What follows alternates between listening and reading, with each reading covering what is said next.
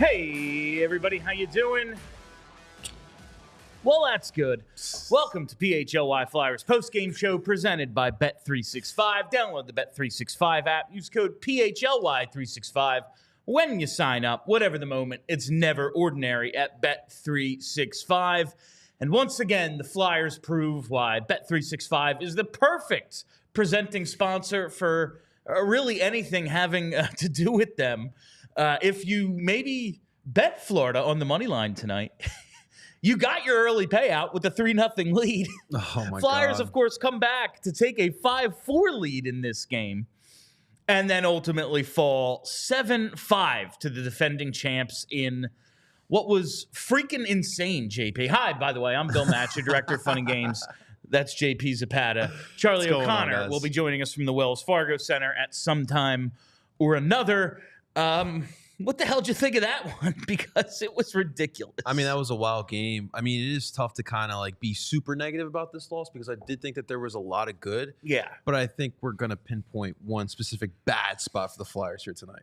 Well, that's where I want to start is there was a lot of turning points of this game, and a lot of players could not even played better, just made maybe better decisions in certain times and places. And we'll talk to Charlie about things like the I almost said Joel Embiid, but Joel God. You got to bring these vibes here. Joel, it's tough sometimes. We'll talk to him about like the Farabee decision to stick up for Travis Sanheim at a point where maybe it's like take the number, get him back after the game or something. Spear him behind the play. Maybe don't do it right in front of the ref in tough, this spot. But it's the goaltending. The goaltending, as much as we praised it before the game, and we have been saying that Fedotov and Kolosov have really been holding it down to start this thing. No, not tonight. No. It was pretty ugly tonight. I think it was a team save percentage between the two goalies of like .778. Which is very bad. Interesting decision in the first period, after the first period. Now, Fedotov, a couple of the situations were tough. Right. Like how the goals were actually, like the plays that created the goals, maybe tough situations for Ivan Fedotov. But ultimately, both shots that beat him, very, very stoppable. He ends up giving up 2 goals on 7 shots in the first period. And then when they take the ice for the second, here comes Alexei Kolosov. There he is. He comes in and didn't fare much better. Gives up 4 on 20 shots. Nice. And there's a goalie interference that's wiped away. They score like a minute later anyway. It was a rough night for the Flyers goalies who ultimately give up 6, the 7th goal is an empty netter. They ultimately give up 6 on 27 shots. That's not very good. Listen, Florida Panthers, awesome. There's a reason they've won the Eastern Conference back-to-back years. They won the Cup last year. There's a reason for these things. This is an excellent team. If you are looking to set a standard, listen, the Flyers competed, even with this bad goaltending, against one of the best teams in the league tonight. But when you fight back to take that lead, you need your goalie to step up and make a save that maybe 9 times out of 10, it's like, what can you do? You let it in. But in these situations, you need the goalie to come up big, and both goalies tonight just did not come up big. No, I mean, that's really going to be the main storyline of tonight. I mean, the fact that you got some really good performance, and obviously you've really played the Florida Panthers well. Even like last year, there were some really good games against them. Games against the Panthers, yeah. And again, like you get a tough effort again tonight, and it's the freaking goalies. I mean, 4 for 5 on the power plays. I mean, a lot. This is a PK unit that's typically like on most nights, and like there's times where they're getting goal opportunities on their own. But tonight it was just tough for the PK to kind of keep the sheet clean, or as clean as possible. It really was. You just look at the Flyers. I wouldn't say they controlled play throughout the game, but they definitely got their fair share. Oh, yeah. Outshot Florida 10-7 in the first, 13-13 even in the second. Outshot Florida 11-8 in the third. For the game, 34-28.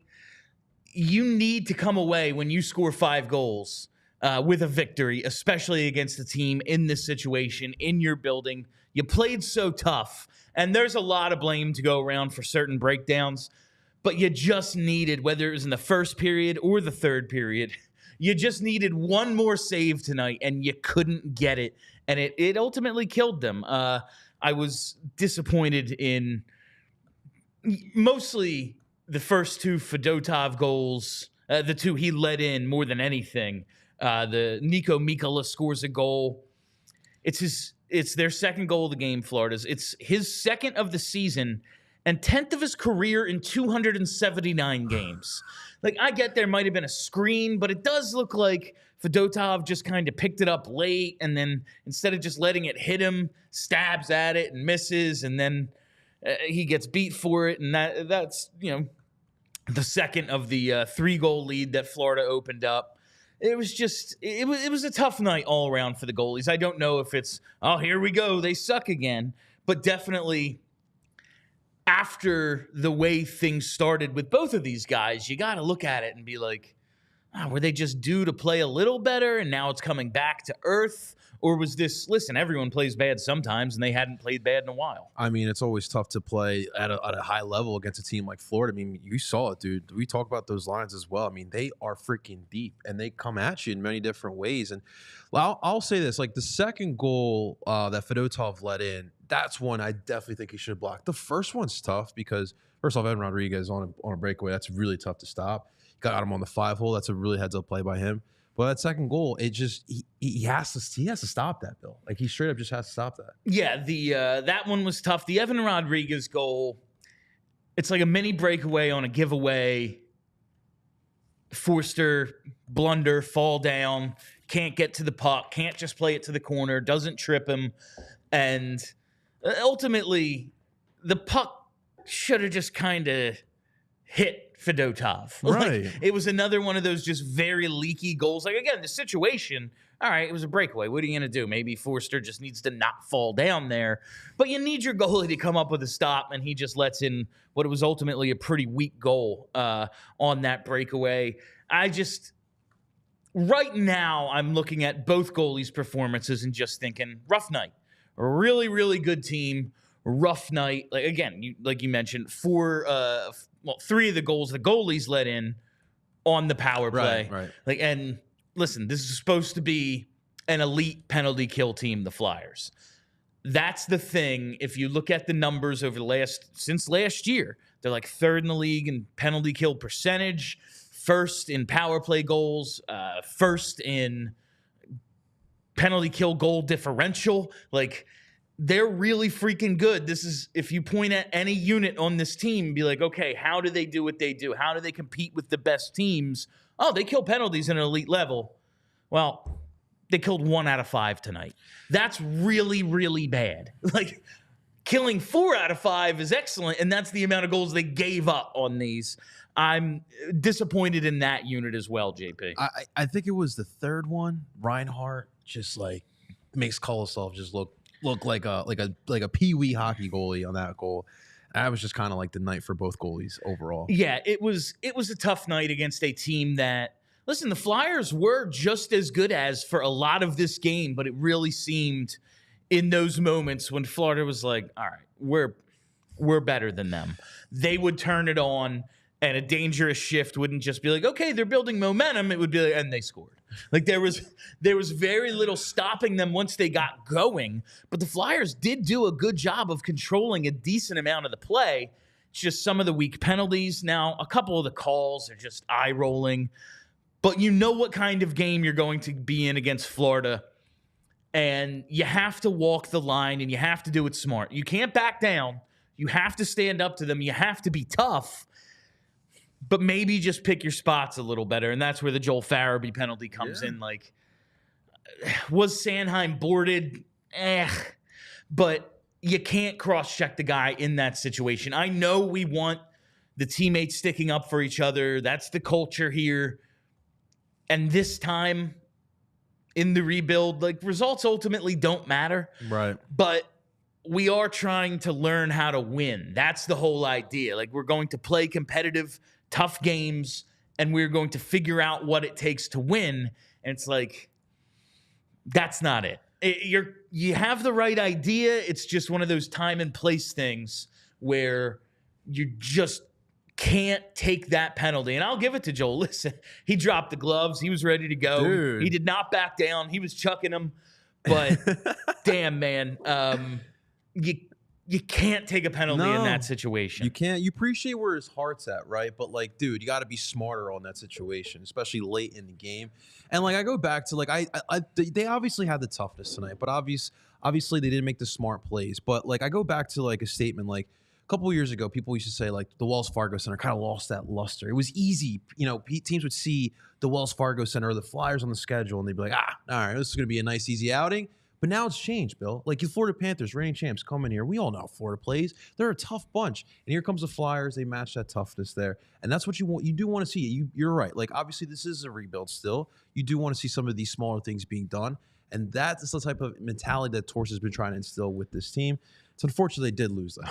Don't want to put it all on Farabee. I will say, speaking of our presenting sponsor, Bet365, he cashed our over 2.5 shots. There you go, Bill. That was real nice. He had like two in the first 2 shifts. That was awesome. Coors Light's on Bill. He gets that third one, so we get the nice green check mark there next to the over 2.5.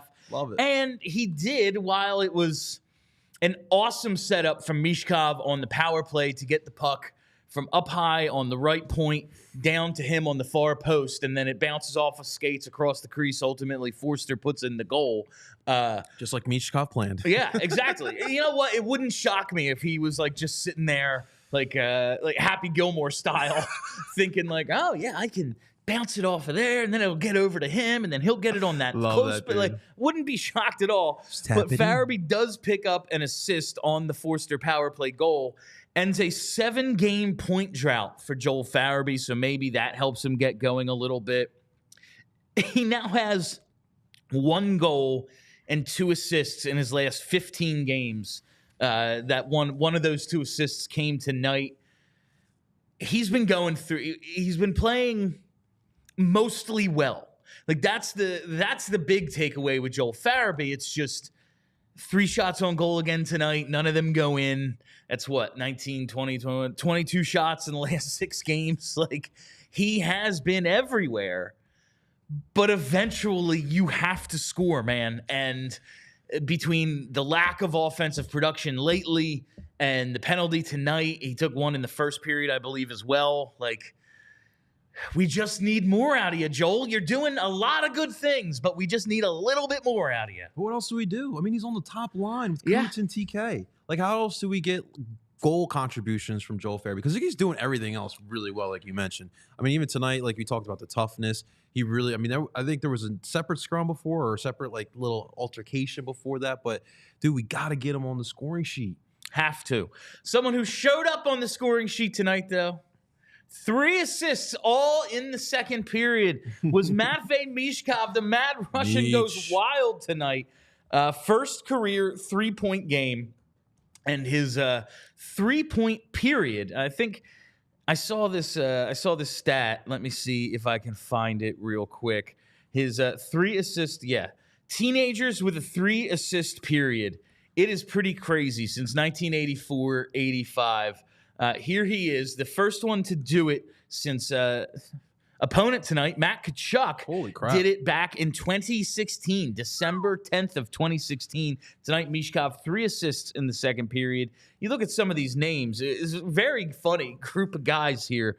Eric Johnson did it twice within a couple of weeks. Oh my God. In 07-08, he had 3 assists on December 11th and 3 assists a couple weeks later, January 8th. Tyler Myers is on there. Val Nichushkin's on there back when he was with Dallas. Of course, Crosby on the list. Did it in December of 06. Holy crap. Pretty wild company for him to be in. A lot of first overall picks, high draft picks. Really, really special stuff from Matvei. And you talk about the Wells Fargo Center getting rocking, being a tough place to play.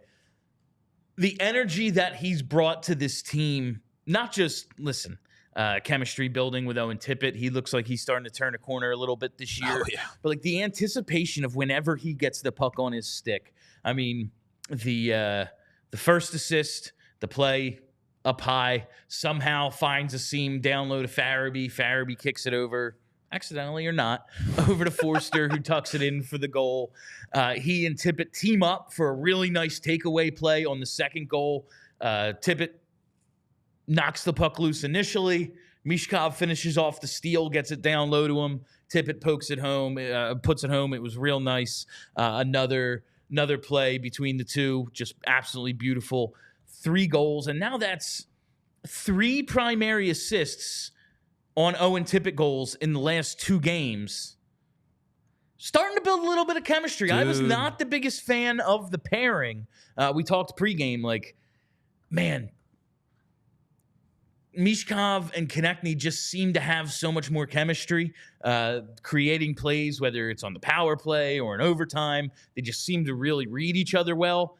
Tippett seems to be finally, like, catching up to where Misha's going to get him the puck, and now a guy who really left a lot to be desired for the first 20-some games of this season. Owen Tippett's starting to pick it up, and it has a lot to do with playing with Mish. Yeah, I mean, obviously that line's been great. Bill, it does help the fact that Tippett is making these shots or getting these shots in.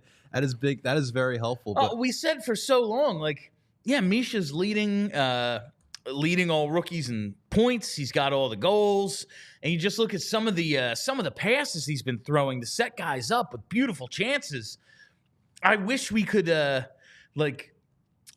wish somebody tracked potential assists the way they do in basketball. Yeah, like, dude. Yeah, man, if you could have just made the shot, and like basketball a little bit different. It's like, yeah, man, if you have a above average chance of scoring from there and you just don't, it's like that's a potential assist, but average shooting percentage is like 10% in the NHL.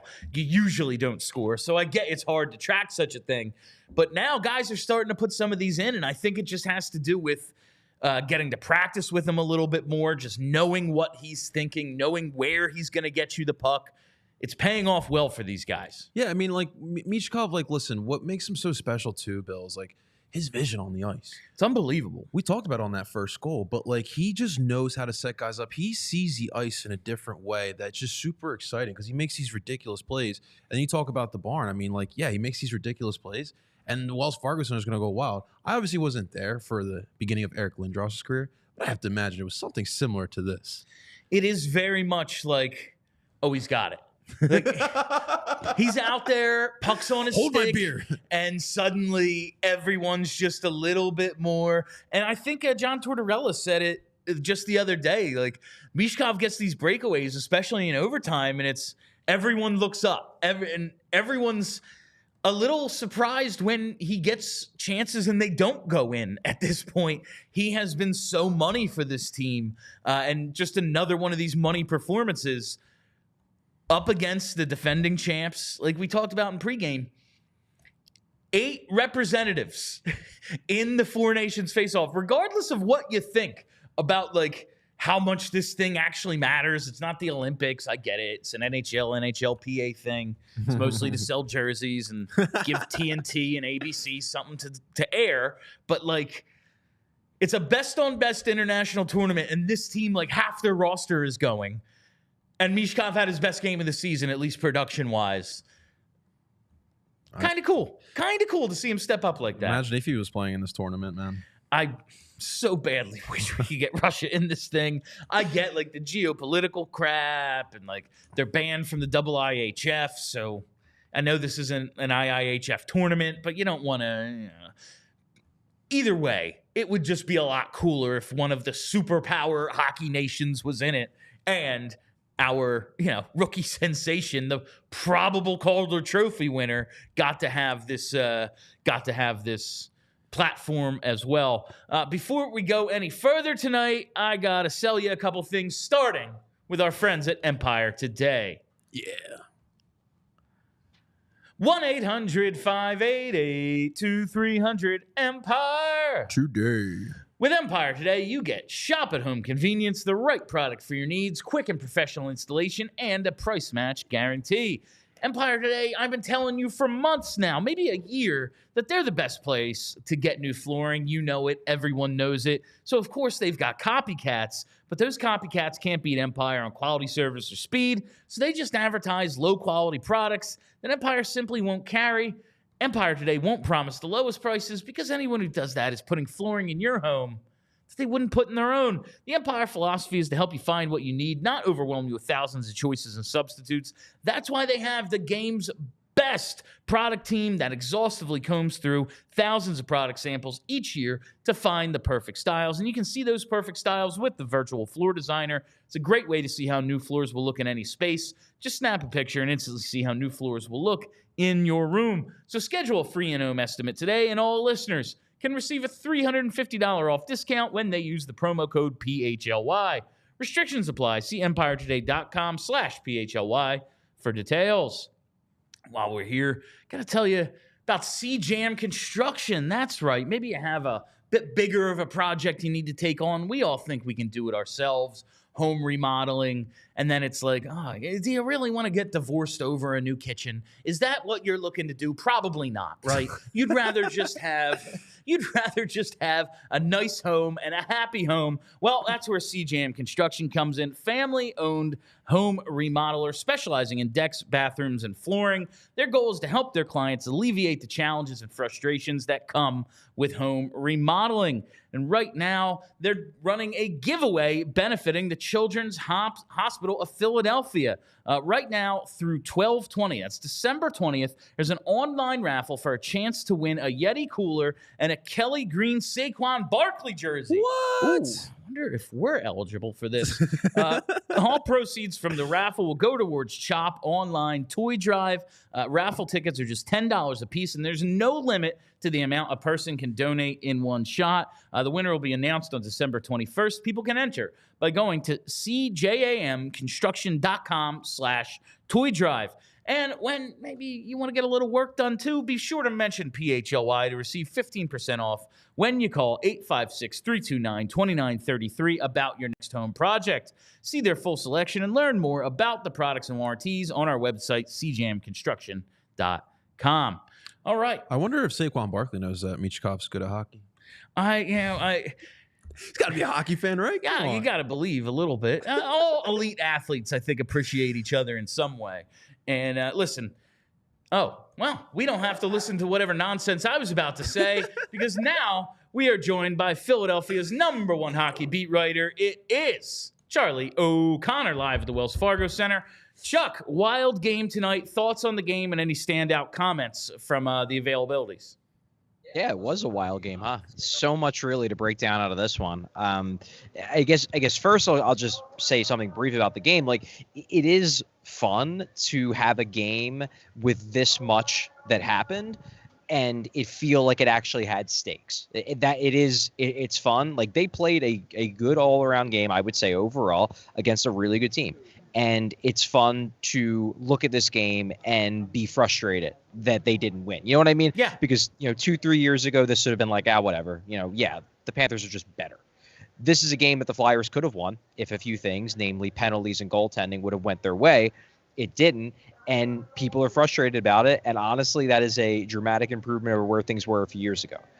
Okay, getting that out of the way. Now, you asked me about comments. Well, the interesting part about the comments was that there were no comments. John Tortorella did not do a post-game press conference. He sent Brad Shaw out there. So that is the interesting thing. I can't tell you that he said anything interesting because he said nothing. Do I know why? No, I don't know why. Obviously, we asked Flyers PR. Our expectation is that we're going to get the head coach. We did not get the head coach. We asked for, an explanation. We really didn't get one. You can speculate as to why. My speculation would be that John Tortorella was very, very angry, and he didn't want to talk. That said, I mean, just because you're really, really angry, you should still have to talk after games. He's mad at the refs, and he's mad at the goaltending, and he doesn't want to incur a huge fine or alienate his goaltenders again. Like, that's very obvious. Yeah. But yeah, so that's the post-game story, which is there was no post-game comments from the head coach who is required to speak after games. So there's that. Oh man. All right, well, that makes this a little different, but then in your opinion, because I want to talk about the goaltending, but first Joel's penalty in the third.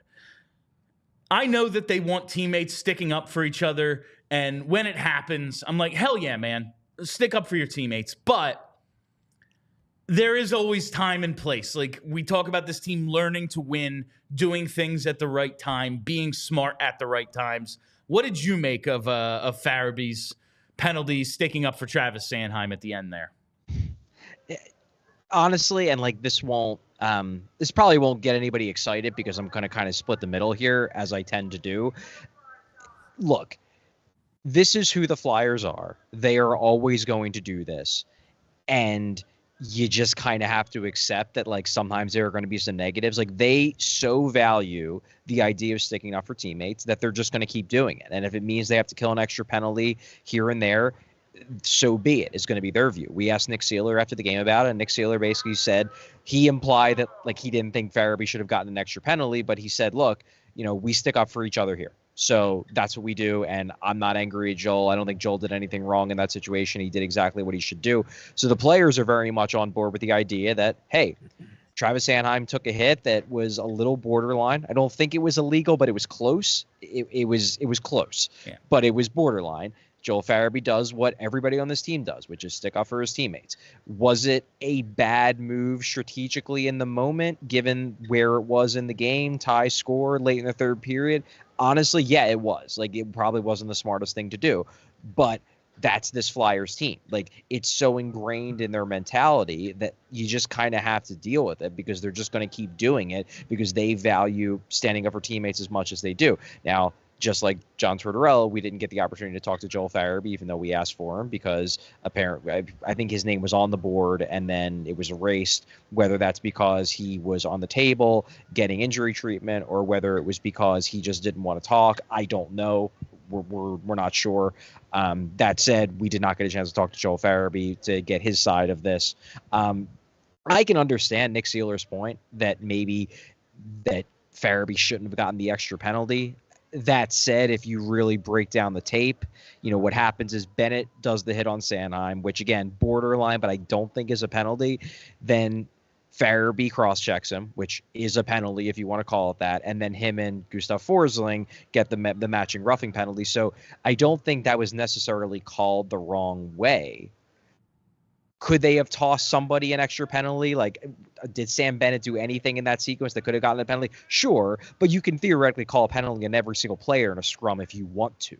So there's obviously a gray area there. For me, yeah, this is a situation where if you're purely looking at it from what was the best thing for them in terms of winning this game, Farabee probably should have let that one go.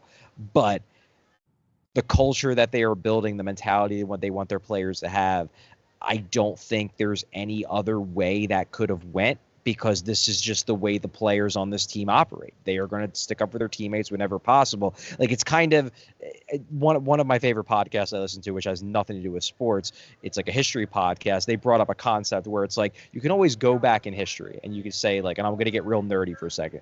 You can say that, like, well, yeah, if Napoleon wouldn't have invaded Russia, then the entirety of world history would have been different. And that's true. But given Napoleon's ego and everything that built up to that moment, was it actually possible that he could have made a different decision? Probably not. That's just who he was. And that's the person that he was at that moment in time. And I kind of look at the same thing with the Flyers and Joel Farabee. Like, could Joel Farabee have made a different decision there? Sure, he could have, and the Flyers might have been better for it. But could he actually have? I'm not sure, because that's just who he is and who this team is. They're going to do this, and you just kind of have to accept it. This is why we love Charlie. This is. I was going to compare you to another writer who used to make inferences like this, but it's not a good comparison, Chuck. Okay, good. Anyway, there's like I said, a lot of things could have gone differently tonight, but really, this comes down to goaltending. Is that how you see it too? Yeah, well, the goal that Kolosov gives up when they're up 5-4 is horrifyingly bad. It's really, really bad. That's actually a frustration point as to why I really did want to talk to John Tortorella after this game, is because we were told yesterday that Sam Ersson was available for this game, that he Yeah. was cleared. Now, not only does he not start, he isn't even on the bench. He's not even the backup. So it would have been great to have clarification as to whether is he still banged up? Was he ever actually cleared? And then was he then uncleared? Or is this just still precautionary? If it's still precautionary, I guess I get it. That said, then why did you go out yesterday and say he was cleared? Because Sam Ersson would have given this team a better chance to win this game, I do believe, even given the fact that he hasn't played for, 3 weeks? Given the goaltending they received in this game, hard to imagine him being much worse because Fedotov never looked comfortable. I'm actually not going to kill Fedotov on either one of those goals, to be honest with you, because the one's right in front of him after Foerster gets burned. The other one, he's got a massive screen in front of him. That said, he probably could have done a little bit more on both. Never really looked comfortable in the game, so I don't have a problem with them pulling him. Kolosov never really looked comfortable either. Even when he was making saves, I didn't think he looked great. And then obviously that fifth goal is horrible. If he stops that puck, very, very good chance Flyers win the game. The only reason why I'm not going to pin the game entirely on the goaltending, though, for the Flyers is because I don't think Spencer Knight played well either. Yeah. So it's kind of one of those games where both goalies stunk, or I guess all three goalies stunk because the Flyers threw two out there. So I don't want to just be like, well, the only reason why the Flyers lost is the goaltending, because if I was doing a Florida Panthers podcast and I was talking to their post-game show and the Panthers had lost this game rather than won it, I'm sure their version of Bill Matz would be asking me, is goaltending the only reason why they lost that game? And then I'd be like, yeah, Spencer Knight didn't play well. So this was just a game where goaltending all around was bad. That said, Kolosov needs to make a save on that shot. Like, he needs to. That is a horrible goal to give up, especially at that time. Can you imagine a Florida version of me? Oh my God. Like that, there's no way that guy's employed. You'd be Cuban. There's just no way that guy's employed, Charlie. Anyway, what did you make of, like, at the time, were you thinking maybe Fedotov, when he doesn't come out for the second period, there's a possible injury? Like, what did you make of that decision at the time? Well, I mean, I was primarily focused when they came out of the tunnel. I was primarily focused on Travis Konechny because he got banged up at the end of the first period. Ryan Poehling got banged up at the end of the first period. So I was more looking at that. Then you look over and you see Fedotov is sitting on the bench. And then you look over and you see Kolosov's in goal. Usually if a goalie's hurt, they're not sitting on the end of the bench to kick off a period. They're usually in there getting treatment. So I never really thought in my head that there was a chance Fedotov was hurt. Once I saw him sitting on that stool at the end of the bench, I was like, damn, they really pulled him after that period. Like, it wasn't great, but I didn't necessarily think he was so bad as to warrant an early hook. That said, it did work, I guess, because the Flyers had a really good second period, and the second period tied 4-4, had a really, really good push overall. So if you're looking for them to respond to the goalie pull from a momentum standpoint, I guess that worked. The only problem is that Kolosov didn't play well either. Like, that was therein lies the rub. The other goalie wasn't good either, so, damned if you do, damned if you don't, right? Hey, Charlie, so Alexander Barkov scores the third goal 3 minutes into the period. And then 4 minutes later, that's when we get the first goal of the night there. Within those 4 minutes, was there a moment or a play you thought that really turned the momentum to the Flyers side? Not really. I think the Flyers played well this entire game, truthfully. I thought the first period they played well. They gave up a couple goals, they had a couple breakdowns, and Florida's a real good team, and they can take advantage of those breakdowns. But I thought the Flyers outplayed the Panthers through the majority of this game. They outshot them, they outchanced them. They probably should have outscored them if they get one more save by Kolosov in the third period. So I don't think there was any one moment where I said to myself, yeah, the Flyers are taking this game over, because I think they were probably the better team through most of this game. Like, they had the puck more. They generated higher quality chances. So I think it was less a matter of them turning the tide and more a matter of them just continuing to do what they were doing well all game, and then they just finally got rewarded. Charlie, you put out a piece today. Read it at allphly.com. Sign up to be a diehard. You put out a piece today. A couple of the biggest disappointments to start the year. First two names you mentioned, Owen Tippett and Tyson Foerster. Foerster gets a power play goal. He's now got 4 goals and 6 points in his last 9. Tippett, 2 goals, both from Mish tonight, in 25 seconds to tie the game. 3 goals in his last 2. Should we credit you with their big night and kind of turning their season around? I mean, no. You shouldn't credit me. I'm sure the Flyers would not credit me. No, I think the Flyers have been playing well, and those two guys, I even mentioned in the article that Tyson Foerster, I actually feel weird saying in the article that he is he had a bad first 25 games, because while overall he did, I think he's already in the midst of his turnaround, and tonight was just an extension of that.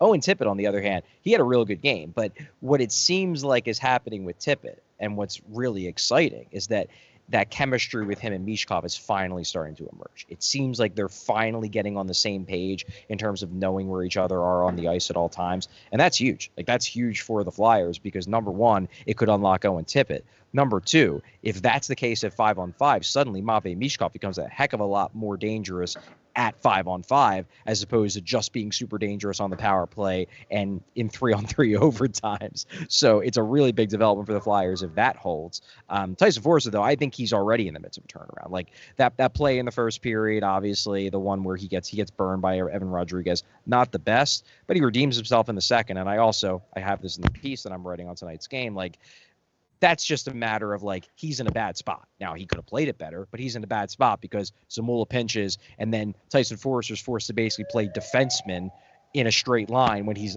not a good skater in a straight line. Like, what did you think was going to happen? I think Foerster's been playing well. I think Foerster's finally starting to turn it around. So, no, I do not give myself any credit at all, but you should still read the article.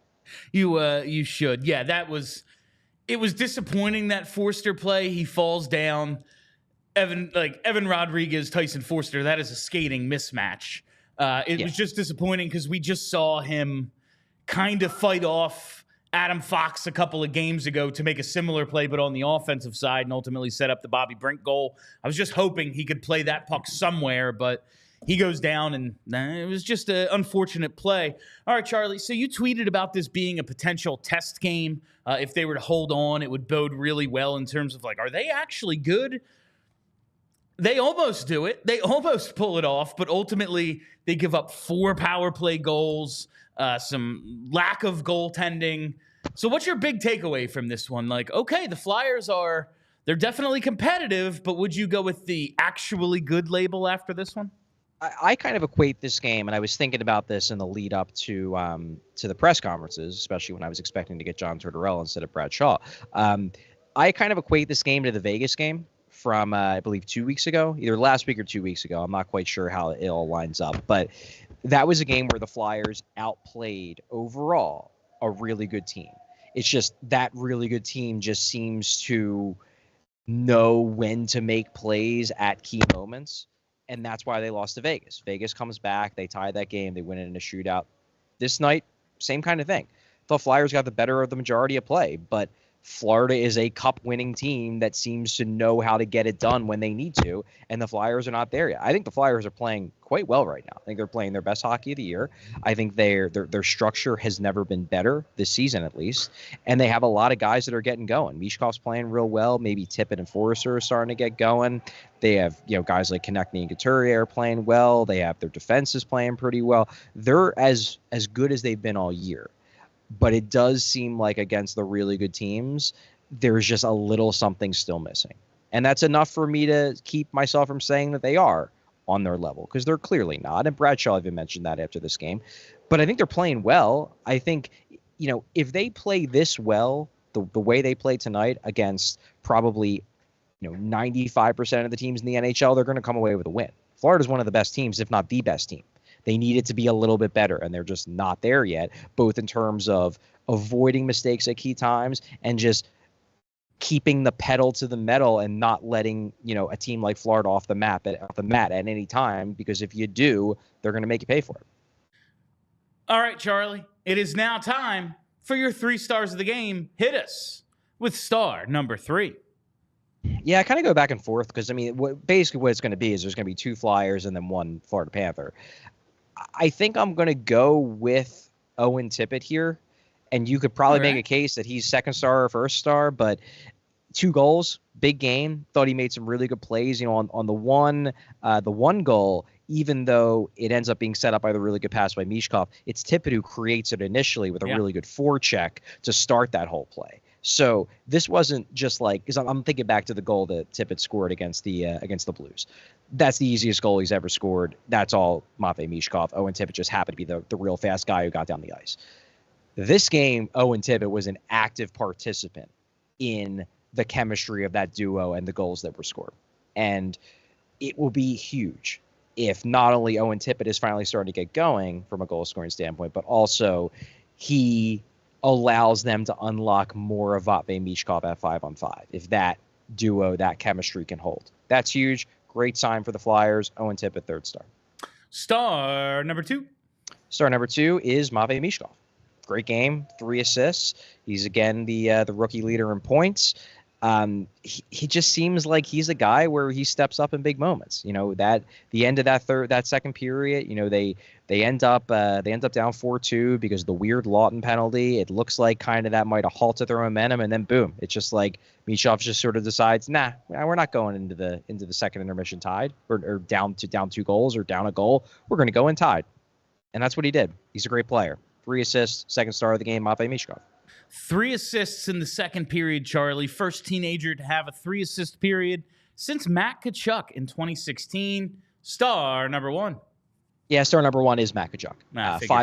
5 points in the game, 1 goal, 4 assists. Also, I don't know if it was intentional or not, but kind of similar to the Jordan Kyrou play, hell of a sales job on that penalty where they halt the momentum when the Flyers are down 3-2 and swarming. You know, he draws what is probably a BS penalty on Scott Lawton, but hey, he drew it, and then immediately Florida scores to make it 4-2. Look, that's part of Matt Tkachuk's game. It's been part of all the Tkachuk's game, like even dating back to Keith Tkachuk. He did that crap too. That's what they do. It's part of why they're effective players. He finishes with 5 points. His team wins the game. You just got to tip your cap sometimes. He's a really good player. He's an annoying player, but he's a really good player too, and he's 1st star of the game.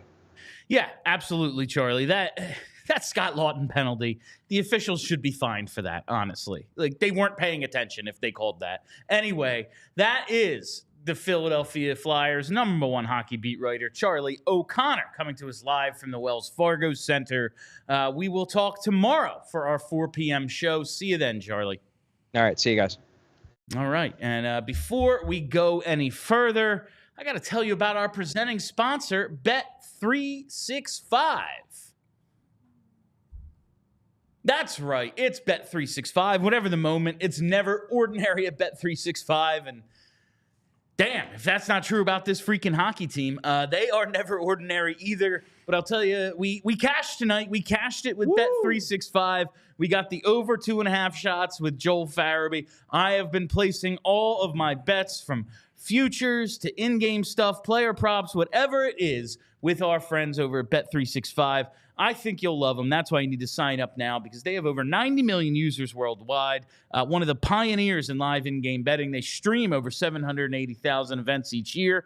Like I said, if maybe you bet Florida in this one, listen, you could have waited till the end and played that whole thing out. But with Bet365, you would have got paid right away as soon as they took that 3-goal lead with the early payout.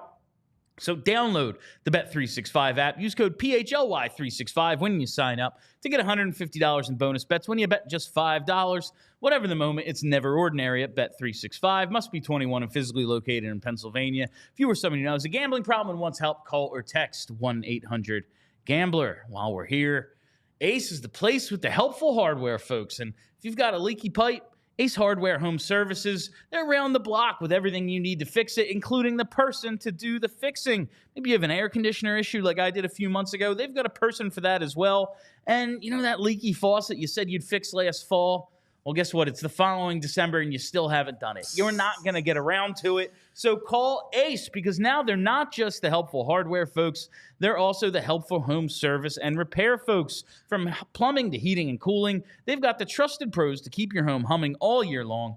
Ace Hardware Home Services, they're bringing helpful home, the helpful you love from the store, now to your front door. Visit Ace Hardware Home Services online at acehardwarehomeservices.com to get you started on your next project. I got to hit him up this weekend. So my father-in-law left the smoker from Thanksgiving, so I'm making lemon pepper wings, Bill, there you go. The smoker. So I'm gonna hit him up. I need some wood pellets. Absolutely. Ace Hardware right around the corner. Yeah, they've got everything there. I got my it was a hurricane a few years ago. Nobody had generators anywhere.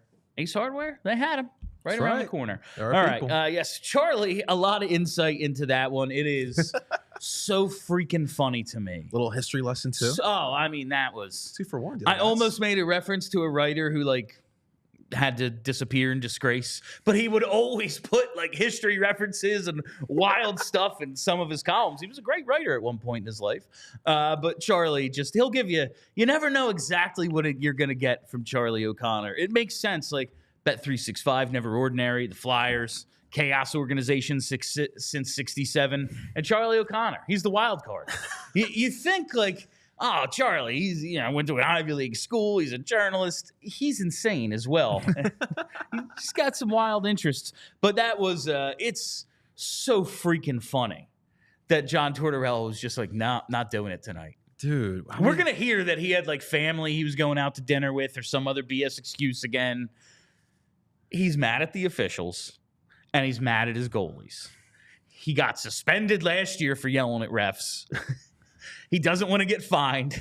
He had to apologize last year because he threw Felix Sandstrom under the bus. Oh, my God. He doesn't want to do any of that again. So he was like, Brad, you got this one. The game is 7-5.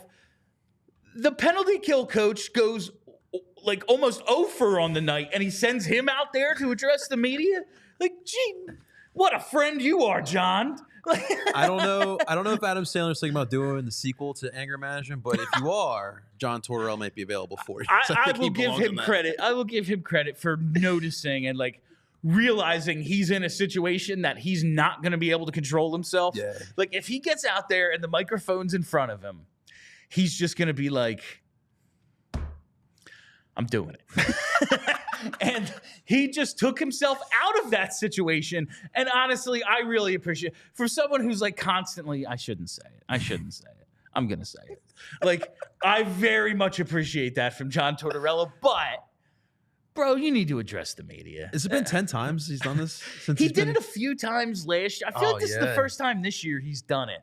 But it happened with a little more regularity, I think, especially down the stretch last year. Listen, there's 82 games. If he skips one, I don't think it's like a crime. Like, oh my God, he's just not accountable. Like, all right, guess what? He's going to be at practice tomorrow. Like I assume we'll hear from him sooner or later. Yeah. But it is like, yeah, man, just played a 7-5 game. So much crazy stuff happened. Right. Kind of want a Tortorella quote. Kind of would like one tonight, and he's just like, "Nah, I'm not giving it to you." I think what makes it crazy is because like they didn't play terrible hockey. I mean, really, yeah, like you mentioned, the penalties and the goaltending, and you figure like, okay, like Torts will suck it up and just come out and rave about some of the good stuff there, but he's just like, it's one of those like he knows he shouldn't be as mad as he is. Because, like, Florida is, I don't know, 25 times better than you. Like, he knows he's going to go out there and be pissed, and he's going to take it out on, like, a reporter for no reason, and he's going to say a bunch of stuff that's going to get him fined or alienate his players, and he's like, yeah, nah, I've been doing this long enough to know this is the mood I can't go out there in. And I get it. It's just like, come on, bro. Just want a little quote. That's why we want you. You're John Tortorella. We want the insane stuff, but he knows he can't give it to us. Oh, man. All right, Bryn, let's hit some of these super chats. Super chats. I do love a good super chat. Oh, dude. Only 3 tonight. This is a wild game and only 3 super chats. Kyle O, your fave and least favorite players around the NHL. That's a really good question. I mean, one tonight for me. I love Cale Makar. He's so much freaking fun to watch. I mean, Colorado as a whole, really, really fun to watch. Dallas as a whole, really fun to watch. It's a really good question. I like, dude, any of the Kachuk brothers, honestly. I mean, obviously we saw Matthew tonight, but like the way they play, dude, because they have so much skill, but yet they are super physical, and like that's just kind of like the way the NHL is right now, and I love that. Florida has really like embodied Kachuk's personality since he's got there. It's a great move. They've brought in a bunch of guys, Sam Bennett, Sam Reinhart. They've always had a few defensemen not afraid to walk the line. Like they had Gudis a few years ago. They cycle guys in and out of there, and they've really, from the year they had the insane regular season, but then go out in flames, I think in the first round, the year Giroux traded for him. Yeah. And they were just a run and gun team. They traded for Giroux. They were just like a run and gun team, scored a ton of goals, up and down the ice, ton of speed, and then they get beaten up a little in the playoffs, and And they're like, oh, okay. We need to switch things up a little bit. And they've really just embodied Tkachuk style. That's another thing that's going to be cool about Four Nations. We're going to get the Tkachuks on the same team. Oh my God. That's going to be, that might Pray be. for everybody. Like, they're talking on the broadcast tonight, like, oh, yeah, this is like the most skilled USA team ever. They might have more skill than Canada. No, they don't. Like, yeah, what was that? if you were to just go, like, down the line, it's like, all right, McDavid, McKinnon, Point, Crosby. Like, if you were to just go down the line of their four centers, and I bet you, like, Crosby ends up playing with McKinnon or something because they're buddies. But their 4C is Sidney Crosby, who's like a top 5 forward ever, maybe. Yeah, like, literally. They don't. But maybe the competitive advantage is, yeah, we got both Tkachuks. And there ain't a game that either of them have never wanted to win. I mean, when Brady's losing, he just starts throwing fists. He's insane. So that might be real fun to watch. But I bet you in this tournament, we all maybe develop a few new favorite players as well. I'm with that. Who's your least favorite? Least favorite? Oh, it's still Crosby.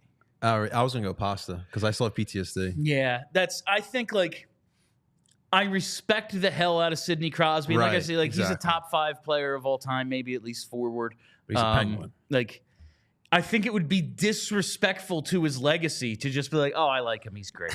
Like, I think everything he did to us, like, all the work he put in to be the #1 villain of all time in this city, at least in terms of hockey, it would be disrespectful of me to be like, oh, he's all right. That's right. Like, no, I still hate him. I hate him passionately. It's just like, yeah, he's freaking good. That's why I hate him. But yeah, he's definitely least Easy favorite. answers from us. All right. From JH, let's see what he's got here. Great game for Team Zebra. There were some questionable ones. Yeah. They showed the first Brink interference. Like, they showed the back-to-back Brink plays, and the first one, the bench loses its mind over, and I thought that was the call.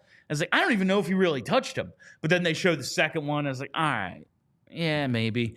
The Farabee stuff, like, they could have called it differently, but I think they kind of got the call right. It's just a pain in the ass. And, like, when you're against Florida, you know what they're going to be doing. Like, they do the exact same stuff. And I think, like, the officials kind of do themselves a disservice. Like, to fall for that Tkachuk, like, sell job, like, that Lawton penalty drove me insane. Like, that's the one that I was just like, that's not a... It's not a penalty.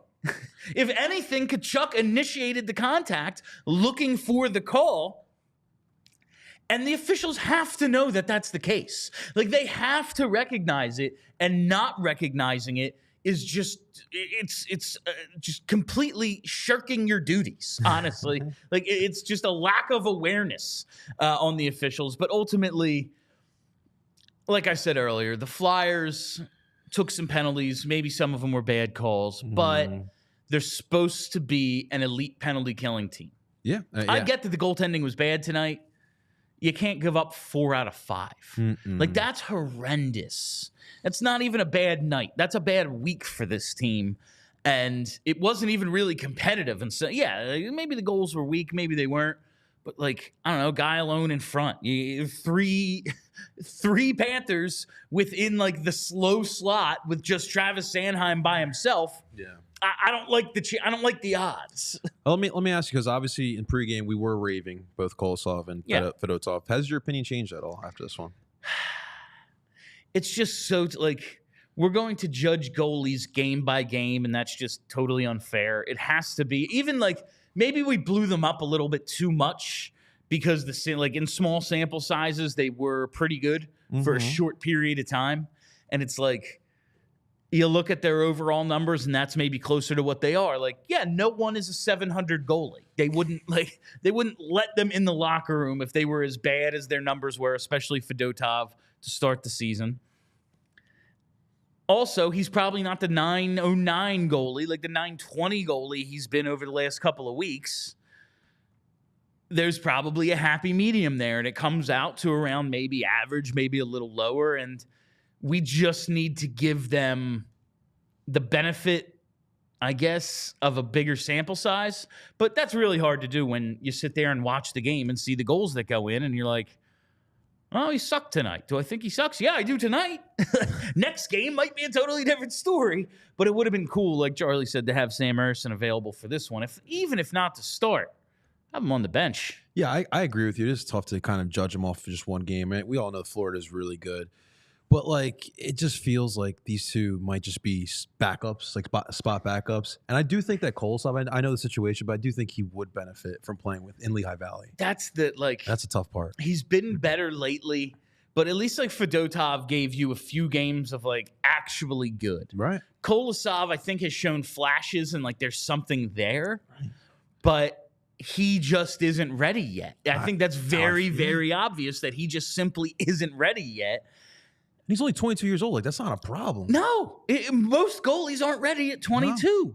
It's not insane to need a little bit of conditioning, especially for a guy like, you look at Zavragin over in the KHL, and he's putting up legitimately great numbers for anybody. Mm-hmm.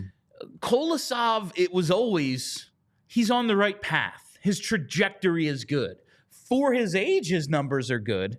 But he's not dominant. He's not killing it over there where it's like, oh, yes, well, he's mastered this league. Time for the next one. Like, that's not where he is. He is still very much in the developmental stage of his career. I get wanting to keep him around, especially, like, you don't really know what the hell Fedotov is, and Sam Ersson hasn't been in, and if Kolosov's just going to go back to the KHL, then it's probably better to have your hands on him than not, I guess, but he's clearly not ready to assume the load of an NHL goaltender. No. Well, on Ersson's point, when do we start getting concerned when he doesn't play? Man, maybe it's been since what, November 11th, I think he hasn't played? I think my guess is, and this is probably a little optimistic based on this team's history of injuries, but all right, now he's cleared. Maybe build him back up a little because it has been a considerable amount of time. And you saw him, he initially got hurt on November 2nd. He comes back on the 9th, plays the 9th.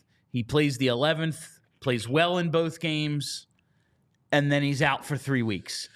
So you don't want that to happen again. So maybe you build him back up in practice for a couple of days or a week before you actually let him come into a game and face live action. Maybe that's the play. But it's supposed to just kind of be a re-aggravation, and now he's cleared, and he's not even the backup? That was weird, dude. Yeah. Like, I thought he was going to be on the bench tonight, too. I thought there was a good chance. I get maybe if you're not ready to put him in, and it's Fedotov. You never know how it could go. You want to, if we're going to have to go to our backup, which they did after 20 minutes, you don't want it to be a guy who hasn't played in 3 weeks, I guess. That said, he's gonna have to go in eventually, so we'll see how it plays out. I did find the situation a little bit odd tonight. Yeah. And before we get this last one in, just want to say we appreciate those of you watching on TV, whether it's Xfinity, the Roku channel, Samsung TV Plus, whatever it is. Thank you. Head over to allphly.com for more of the show right now, and we're going to wrap it up with this final super chat. Here it is. Our boy Socrates Johnson. Welcome back, Socrates. Who pushed Control-Alt-Delete on the goalies? It was a rough game. I'm looking forward to seeing them try to get it back together, see how they respond. Like, as much as I just want Ersson back, because like a game like this, winning it, I think does so much for everybody else.